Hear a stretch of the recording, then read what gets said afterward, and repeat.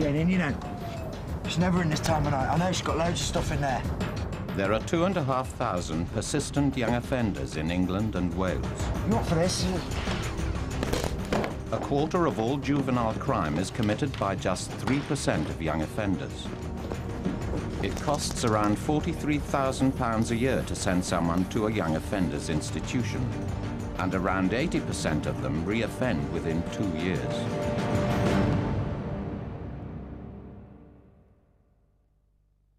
When I went to prison, which were last year, I'd sit there and I'd think, oh, I'm going to make a change now. When I get out, I'm going to be good and that, because I don't want to come back to this place. And when I got out, I found all my friends again, and I got lowered back into crime really easily. Whilst the lock's away, they cannot commit crime, so there is a reduction there, but when they come out again, if they're getting back into the old ways, then it's almost counterproductive. So clearly we need to improve on the schemes we have been, work more with the young people and the community. For a lot of the young people, some of their problems do stem from their peer relationships, so, you know, the friends in the area and their kind of decisions to get involved with things as part of a group. Now, if you take a young person out of that situation and put them into a young offenders institution, then it's kind of like you're putting on hold, you know, the problems that were existing there already. It's not a programme that is suitable for everyone. But for those that benefit from it, I think it's good for them and it's good for the public. This time I would have gone to a proper women's prison, and I think it would have made me worse. So, like I said that in court, it's no good locking you up in 4 walls. I needed help, someone to talk to. The Intensive Supervision and Surveillance Programme, or ISSP, is an alternative to custody for the most persistent young offenders. It's 8 o'clock, mate. You should be up and ready. Whoa. It tackles the causes of offending behaviour, but it's not a soft option. How many sugars? 3. The young offender will be subject to surveillance. It could be voice verification, tracking, policing or electronic tagging. We will do an assessment of their needs and an assessment of the reasons that they've come to us. So that will be like a risk assessment of the offences that they've committed. But it will also be a kind of holistic look at all the areas in their life that we feel may be contributing towards their offending. The supervision is intensive. If necessary, an ISSP worker will even collect the offender every morning. Outside, it's not raining.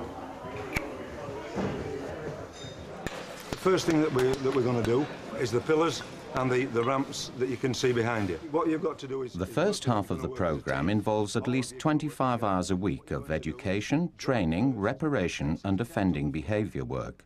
ISSP can also help with housing and family problems. To start with, I didn't cooperate because I thought it were bad. But once they took me in and they showed me a routine and what they were going to do with us, I enjoyed it. Super job, that. Well done. Smashing. And when the structured day is over, the offender is often expected to be off the streets by a certain time. And curfews are strictly enforced. Now, we know it's a very demanding programme, but of course there are very strict breach guidelines. The youngsters know when they are given the programme that it is an alternative to custody. So if they're breached, which they are from time to time, they are brought back to the court. If Terry doesn't stick to a curfew, you know, then Terry will get locked up. So she's got a choice, and it's her choice. It wasn't being locked up that bothered me, it was being taken away from my mum. And I didn't want that to happen again, because me and my mum had just, you know, we were at a bad stage, but I knew that if I got onto this, we could sort ourselves out, me and my mum, and be like, you know, proper mother and daughter. Well, she's usually in for about 8 o'clock, have a bath, come and sit in the room and watch telly with us, where when she went on this curfew, she was just rolling in whatever time she wanted. You know, she's sitting having meals with us, where before she wasn't doing that because she wasn't in at meal times. So that's bringing that bonding back again. Oh, there, hello. Sean, come in. One of the cornerstones of the programme is to make offenders face up to the consequences of their crime. Good lad. Can you take your hat off? The victim, often accompanied by friends or family, gets the chance to confront the young person. This can help them get over the effects of the crime. So shall we go ahead? Yes. Thank you. It also shows the public that the scheme is not an easy alternative to prison. We're here, Sean, because you committed an offence. Dorothy was the victim, and the purpose of today's meeting is for Dorothy to be able to say how she feels and how that affected her. Can I remind you that it is entirely voluntary? You've both agreed to be here, although I know that that's not easy for either of you. I do understand that. So if we can just briefly introduce ourselves. If I can remind you, I'm John Clark. I'm an independent mediator working with the ISSP team at the moment. And Dorothy, perhaps you could say who you are. Dorothy Evans. Thank you. Sean? Sean Thomas. Thank you, Sean.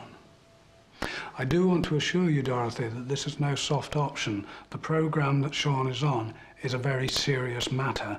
There are a lot of demands made of him, and he has to fulfil all the requirements of the programme. If he doesn't, the consequences are very serious. He will be breached, which means he's taken back before a court, and that could result in him losing his liberty altogether. Sean's aware that this is his last chance.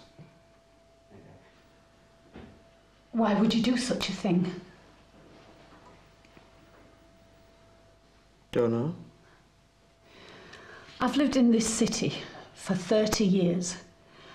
And it's got to the stage now where I can't even walk down to the shops without feeling scared. What gives you the right to come into my house? What gives you the right to smash my things up, steal stuff? What have I ever done to you? When my two lads were your age, they didn't turn out like you. And I brought them up single-handed after the dad died. They had respect for people.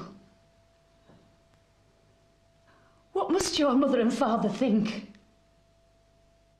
Why did you do it? What have I ever done to you?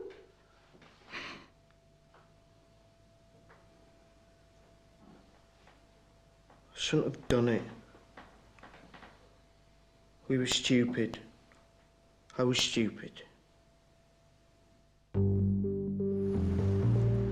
all right, mate? You all right? Yeah, By breaking the vicious circle of offending, prison and then reoffending, ISSPs can reduce crime, and they cost just £6,000 for a 6-month programme. I've got a job now, and which is something I don't think I'd do. I'm working in a warehouse, and I didn't think I'd get on with people, and that's why I didn't think I'd get a job, but I got on well with people at work. And I'm still going to come here and get on well with these, and hopefully I can help other people that come here. Like I say, if you can get on this programme, then get on it. Don't mess it up. Because at the end of the day, it can help you. It can help you. When I went to court and the sentence met at ISSP and tag, I thought, well, I didn't really agree with it, but I think it's the best thing that happened to me, so that's it really.